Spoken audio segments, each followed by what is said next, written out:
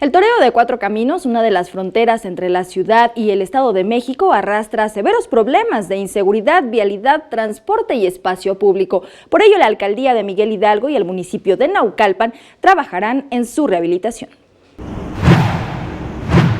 Con la modernización y rehabilitación del Centro de Transferencia Multimodal del Toreo, se creará la primera Fiscalía Mixta, en conjunto entre el Estado de México y la Ciudad de México. El día de hoy, tanto el gobierno de la alcaldía de Miguel Hidalgo y el municipio de Naucalpan se reunieron para coordinarse hacia el futuro de la zona del Toreo, que hasta ahora había estado desatendida, con caos vial, problemas de espacio público, inseguridad y contaminación. Y el compromiso que se hizo fueron 7 puntos iniciales, un octavo, que es una mesa técnica para revisar un proyecto de infraestructura, de vialidades, de intervenciones para atender este problema.